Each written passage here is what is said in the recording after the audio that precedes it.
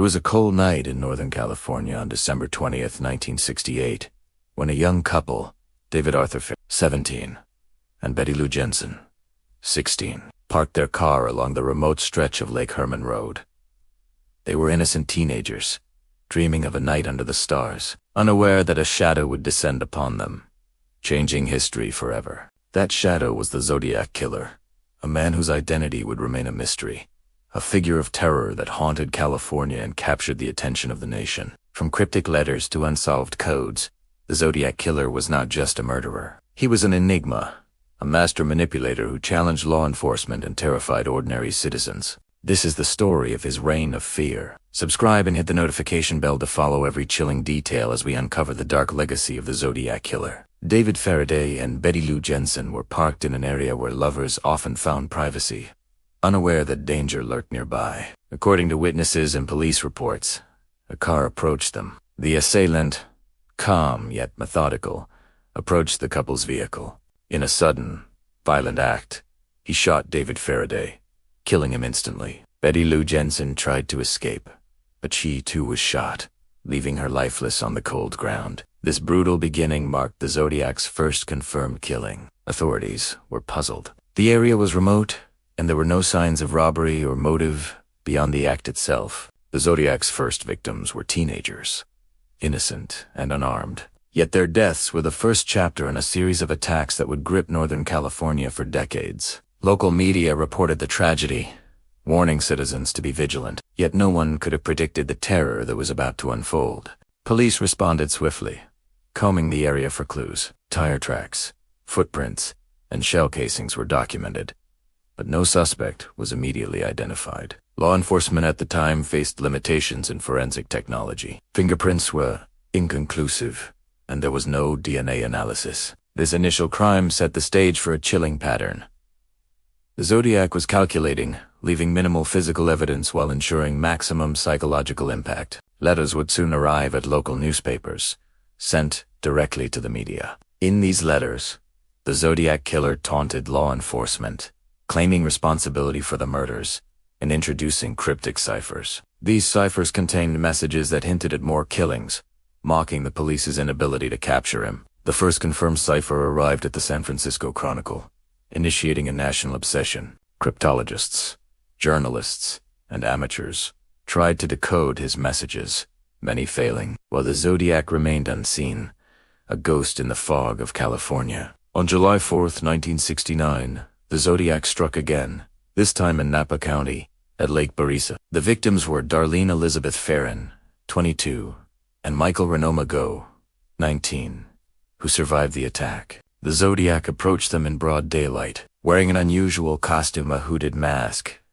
a bib adorned with strange symbols, and wielding a gun. He ordered them out of their car, demonstrating his theatrical and psychological methods. Darlene Farron was shot multiple times, dying at the scene. Michael Magot survived, despite severe injuries. His testimony would later provide crucial information about the killer's appearance, including the hood and bizarre symbols. The attack at Lake Berryessa demonstrated the escalation of his methods, moving from remote night attacks to deliberate daylight assaults, signaling increased boldness. After Lake Berryessa, the fear in Northern California was palpable. Residents became suspicious of strangers, couples avoided remote areas, and parents warned their children against late-night drives. The Zodiac had mastered a key element. He controlled the public narrative, creating a climate of fear without being apprehended. Newspapers reported each detail meticulously, and the Zodiac fed off this attention, sending letters and ciphers that emphasized his omnipresence. Police departments collaborated, yet their efforts were hampered by limited technology, inconsistent reports, and the Zodiac's cunning. He changed vehicles, discarded evidence, and carefully selected crime scenes to minimize detection. Even with survivors like Michael Magot and Brian Hartnell providing descriptions, the killer remained unidentified. The ciphers further complicated the investigation, as each unsolved message hinted at additional crimes, keeping the public and authorities in suspense. The last confirmed murder that would be associated with the Zodiac killer occurred on October 11, 1969. Paul Lee Stein, 29, a taxi driver in San Francisco, was shot in the head in the Presidio Heights neighborhood. This marked a shift, The Zodiac now targeted an adult in an urban setting, displaying adaptability and unpredictability. Witnesses saw the suspect fleeing, yet he vanished before officers could apprehend him. The Zodiac's letters were cryptic, often containing puzzles, symbols, and codes. One letter claimed he had killed 37 people, though only 5 victims were confirmed. These letters added a dimension of psychological warfare. Each communication was calculated to provoke fear and challenge law enforcement. Cryptographers and amateur sleuths attempted to solve the ciphers, sometimes partially succeeding, but the complete identity and motive of the Zodiac remained elusive. David Faraday and Betty Lou Jensen were the first victims, innocent teenagers murdered on a remote road. Darlene Ferrin and Michael Mageau highlighted the killer's boldness and creativity. Cecilia Ann Shepard attacked alongside Ferrin, ultimately succumbed to her injuries. Paul Stein, the taxi driver, marked the Zodiac's urban escalation. Each victim played a critical role in shaping the Zodiac's legend. Their stories humanized the narrative, reminding viewers that behind the myth was real-life tragedy, fear, and loss. The late 1960s in California were tumultuous. Political unrest, counterculture movements, and social change created an environment ripe for paranoia. The Zodiac exploited this context, amplifying fear through letters, media coverage, and public speculation. His actions intertwined with societal anxieties, making him not just a killer but a symbol of an era's hidden darkness.